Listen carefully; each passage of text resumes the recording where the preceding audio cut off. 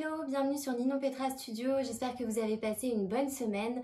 Pour bien commencer la rentrée et accueillir comme il se doit l'arrivée de l'automne, je me suis dit que j'allais vous faire une petite vidéo qui récapitule un peu les tendances du moment. Si vous me suivez déjà sur cette chaîne, vous savez que c'est une vidéo que j'ai l'habitude de sortir à chaque saison. J'aime bien faire un petit état des lieux sur les tendances émergentes dans le secteur de la décoration. Je trouve que c'est une bonne idée pour comprendre un petit peu le contexte sociétal actuel et comment les tendances évoluent entre chaque saison. Pour la petite histoire, avant le poste que j'occupe actuellement, j'étais trendsetter pour un grand groupe de mode français, donc à Paris, et donc mon rôle c'était de faire de la prospection et de l'analyse de tendances. C'est un rôle qui était hyper intéressant et je continue aujourd'hui encore à m'intéresser beaucoup aux tendances de mode et de décoration, et c'est pour ça que j'ai envie de partager davantage ça avec vous sur la chaîne. Je vais quand même faire un petit disclaimer avant de commencer, il faut bien faire la différence entre votre intérieur et les pages de magazines. C'est pas parce qu'il y a des nouvelles tendances ou des objets déco qui arrivent sur le marché à chaque saison qu'il faut systématiquement changer son intérieur. Pour ma part, avec l'expérience, j'ai vraiment appris à prendre du recul sur les tendances et pas à les vivre comme des injonctions sociétales, mais plutôt de les voir comme un curseur qui témoigne vraiment de l'état d'esprit actuel des consommateurs. Il faut savoir aussi qu'à chaque saison, il y a toujours plein de tendances qui arrivent et il y a souvent des tendances qui sont très contradictoires les unes aux autres, mais c'est aussi parce qu'elles s'adressent à différents échantillons de la population. Donc les tendances, elles existent, elles sont là. Moi, je trouve ça très intéressant de les connaître, mais après, il faut pas se sentir obligé de les suivre ou de les apprécier. En début d'année, je vous avais fait une vidéo sur les 8 tendances de 2021. C'était une vidéo assez grosse qui regroupait donc 8 tendances sociétales pour l'année. Donc bien sûr, ça n'a pas changé du tout au tout depuis janvier, donc je pense que ma vidéo est vraiment une continuité de celle que j'avais sortie il y a quelques mois. Je vais d'abord vous parler de quelques macro-trends, donc en fait c'est des espèces de phénomènes sociétaux qui perdurent depuis plusieurs mois ou années. Et ensuite ça découle sur des micro-trends, donc c'est des tendances qui sont beaucoup plus ciblées. On va dire que ce sont des tendances opérationnelles qui portent plus sur des choix stylistiques, donc en termes de couleurs, de texture ou de type de mobilier.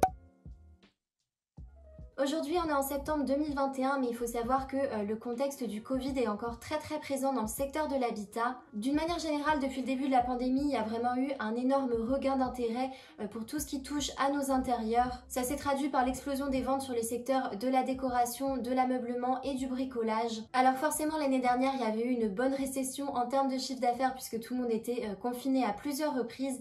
Mais cette année, en 2021, il y a une prévision de 9% de croissance. Donc c'est quand même plutôt énorme, et ce que je trouve vraiment rassurant, c'est qu'il y a un attrait grandissant pour le Made in France. On estime aujourd'hui qu'il y a 36% des consommateurs en France qui sont intéressés pour acheter du local. Donc je trouve que c'est quelque chose de très positif et qu'on n'avait pas encore avant la pandémie. On a remarqué aussi que les consommateurs étaient toujours très attachés aux boutiques physiques. Donc il y a vraiment un réel équilibre entre le online et le offline. Et donc sur la partie retail en physique, cette année, il y a aussi eu de belles ouvertures de magasins. Donc je vous l'avais expliqué notamment dans ma vidéo où je parlais de Ikea décoration à Rivoli. On voit davantage de boutiques qui quittent un petit peu les périphéries des villes pour s'installer vraiment dans les centres-villes et toucher une clientèle différente. Donc en 2021, le secteur de l'ameublement et de la décoration, c'est un marché qui est ultra dynamique. On a vu aussi par exemple Mango qui a lancé sa ligne Home avant l'été, il me semble. Ils ont voulu se diversifier à travers une offre un peu plus lifestyle, donc ils ont commencé par une gamme de linge de lit puisque bien sûr ils ont des savoir-faire dans le textile, donc c'était assez judicieux. Et là, à partir de la rentrée, ils sont en train d'étoffer leur gamme avec de la décoration pour le salon, la cuisine, les pièces d'eau. Je trouve ça très positif qu'il y ait encore des enseignes de ce type qui se lancent dans le secteur de la maison. On a aussi beaucoup vu ces derniers mois des belles collabs entre les géants de la décoration et les petits créateurs ou les artisans. Je pense notamment à Monoprix qui avait fait une collaboration avec Maison Château Rouge au printemps.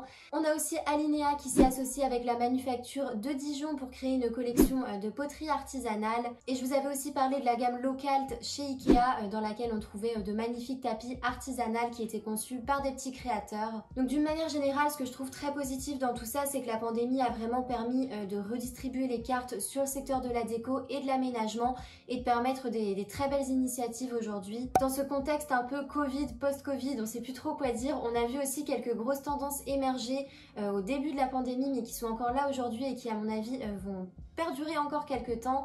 Donc je pense d'abord à la tendance bunkerism ou shelter. Donc en fait c'est vraiment ce mode de vie où on voit son habitat comme un abri réconfortant qui nous protégerait un petit peu des dangers extérieurs. Alors malgré la réouverture vers l'extérieur et l'accessibilité aux lieux de loisirs, on remarque qu'il y a toujours cette tendance d'habitat fonctionnel qui persiste, donc un lieu où on pourrait y exercer nos loisirs, nos passions. Dans l'immobilier, ils font face à une demande grandissante de dépendance ou d'espace supplémentaire dans un bien, dans lequel le propriétaire pourrait s'aménager un bureau, un atelier, un studio ou un endroit pour bricoler. Avant, c'était des demandes qui étaient vraiment secondaires dans des acquisitions immobilières, mais aujourd'hui, on se rend compte que ce sont vraiment ces petits plus qui vont participer à notre épanouissement professionnel et personnel. Il y a aussi toutes les activités sociales qui ont réintégré la maison, donc on voit de plus en plus de demandes de gym à domicile, de salles de sport, de salles de cinéma. Donc c'est là qu'on se rend compte que les attentes des consommateurs ont vraiment évolué depuis la pandémie. Évidemment, ce nouveau besoin, ça va aussi de pair avec l'expansion de la domotique dans nos habitats. Alors ça aussi, c'est un sujet que j'avais déjà traité en janvier dans ma vidéo sur les tendances 2021, mais aujourd'hui, avec quelques mois de recul, on se rend compte que c'est vraiment quelque chose qui est là pour perdurer. La domotique, aujourd'hui, on la voit plus vraiment comme un luxe inabordable, mais plutôt comme quelque chose qui va devenir un standard dans les prochaines années. Donc dans les années à venir, les habitats vont être de plus en plus équipés avec ces matériels technologiques qui vont nous permettre d'augmenter vraiment le confort chez soi, la sécurité, mais aussi d'aller vers un mode de vie un petit peu plus consciencieux et écologique, puisqu'on reprend vraiment le pouvoir sur notre consommation d'énergie. C'est vraiment un secteur en pleine évolution et on voit qu'ils sont en train de développer des solutions encore plus simples, modulables et intuitives qu'avant. Avant l'été, il y a même l'enseigne Lidl qui s'est positionnée sur le secteur avec son offre Zigbee. Donc ils avaient sorti toute une gamme de lumières connectées, il y avait des spots, des appliques, des espèces de LED, il y avait aussi des détecteurs de mouvement et tout ça a été relié à une espèce de home hub en fait avec une application sur son téléphone. J'ai aussi noté l'arrivée des prises et des multiprises intelligentes. Donc là aussi c'est un système vraiment intuitif puisque le but c'est de pouvoir contrôler la charge de son appareil électronique via son téléphone. Et d'ailleurs si ça vous intéresse, dans les jours ou les semaines à venir, Lidl va aussi lancer une offre de générateur Wi-Fi. Donc là, on a vraiment l'impression qu'ils sont en train de casser le game. Je trouve ça hyper intéressant ce type d'actualité puisque déjà ça montre que la domotique c'est un secteur en pleine innovation, mais aussi ça nous montre que nos besoins de consommateurs sont vraiment en train d'évoluer. On va maintenant rentrer un peu plus dans le sujet de la décoration. J'avais envie de vous parler du retour du classicisme. Là aussi, c'est quelque chose que j'avais abordé en janvier à travers la thématique grande milléniale et c'est une tendance qu'on a vraiment vu s'épanouir sur la première partie de 2021. Plus aux États-Unis je trouve au début et là ça commence à arriver davantage en Europe. Cet été j'ai feuilleté pas mal de magazines de décoration et j'ai pu voir qu'il y avait pas mal d'architectes qui commençaient à mettre en avant ce type de thématique là. Donc c'est quand même totalement à l'inverse de ce dont je vous parlais au début de la vidéo. Donc là en fait on part du principe que pendant le confinement tout le monde a essayé de rendre son habitat un peu plus douillet, plus cosy, plus confortable et à travers ce retour du classicisme on essaie vraiment de redonner ces lettres de noblesse à la maison. Donc ça consiste à apporter davantage de formalité à travers du mobilier qui est plus classique, plus rassurant, plus conventionnel. Et pour autant, c'est une tendance que je trouve pas du tout ennuyante puisqu'elle est vraiment accompagnée d'un élan d'audace dans les choix stylistiques. On a cette inspiration qui nous vient des hôtels, des théâtres, des cinémas ou des beaux restaurants qu'on n'avait pas fréquentés depuis longtemps.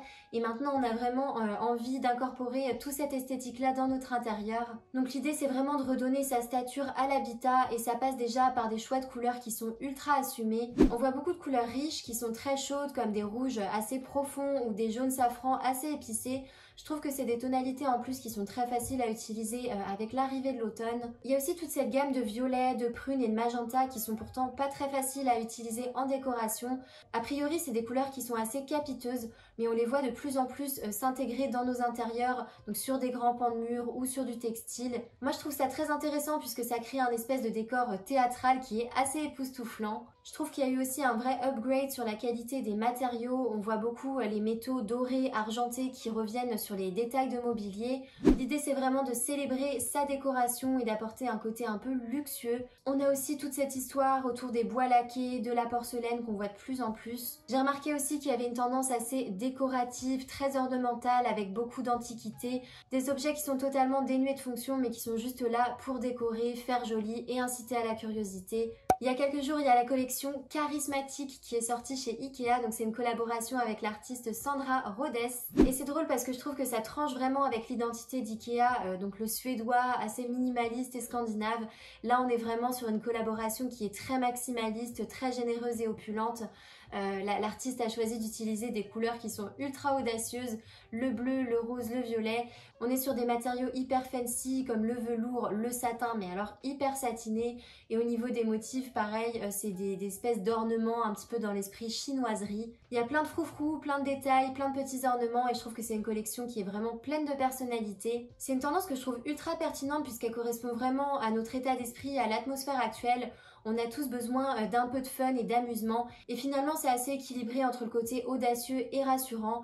Après je comprends tout à fait, ça ne correspond absolument pas à tout le monde et moi la première, mais on est sur un mood qui est vraiment cohérent et qui je pense va continuer d'évoluer dans les prochains mois. Je voulais vous reparler aussi de cet état d'esprit Nature is Home puisque je trouve que la nature est encore très présente dans les inspirations déco pour la rentrée. Avec l'arrivée de l'automne, on cherche vraiment un accès à la nature avec des couleurs organiques, terreuses, minérales. Et s'il y a une couleur qui se démarque vraiment à la rentrée, pour moi c'est le vert. Je trouve qu'il y a deux typologies de verts qui sont très intéressantes. Vous avez les verts profonds qui vont tirer vers le noir, mais aussi le vert d'eau qui va plutôt tirer dans les tonalités bleues. C'est une couleur qui est vraiment envisageable dans toutes les pièces de la maison et qui va vraiment apporter un confort visuel. Si ça vous intéresse d'approfondir un peu plus sur la valeur psychologique des couleurs, je vous link ici ma vidéo où je vous parlais de la signification des couleurs. Ensuite évidemment la nature ça passe par la végétation dans nos habitats mais aussi la lumière qui rentre, donc on va vraiment privilégier une absence de barrière entre l'intérieur et l'extérieur. L'idée c'est vraiment de faire venir les matériaux naturels dans notre habitat.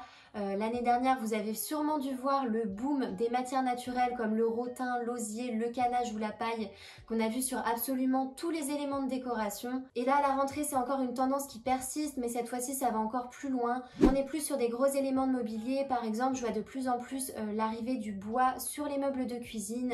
Et on a aussi tout ce qui est minéral, donc la pierre, le marbre, le terrazzo, le travertin, qu'on voit de plus en plus dans nos intérieurs. L'idée globale cette saison, c'est vraiment d'utiliser la nature pour réchauffer la décoration et apporter plus de chaleur à l'intérieur. On remarque aussi que le style industriel qui est assez froid et masculin est vraiment délaissé au profit d'intérieurs beaucoup plus chaleureux. On voit aussi beaucoup l'apparition des jardins d'hiver ou des balcons d'hiver. Donc ce sont tout simplement nos espaces extérieurs qui sont désormais aménagés pour convenir tout aussi bien à l'été comme à l'hiver. Cette année encore, on a vu des nouvelles propositions sur le secteur de l'outdoor, donc il y a eu beaucoup d'innovations textiles qui permet maintenant d'avoir du mobilier hyper durable que vous pouvez laisser dehors toute l'année. Donc on est vraiment sur cette idée de la maison ou de l'appartement qui se prolonge vers l'extérieur sans limite. Donc comme vous pouvez le voir, les tendances sociétales à la rentrée sont encore une fois vraiment drivées par la crise sanitaire. Les comportements sociétaux ont énormément évolué en 2 ans et forcément les attentes et les envies de consommateurs ont muté avec. Et je trouve qu'on a un secteur de l'ameublement et de la décoration qui est vraiment réactif et qui s'adapte à ces nouvelles demandes. Vous avez peut-être remarqué que quand je parle de tendance, je réduis pas du tout ça à des choix stylistiques.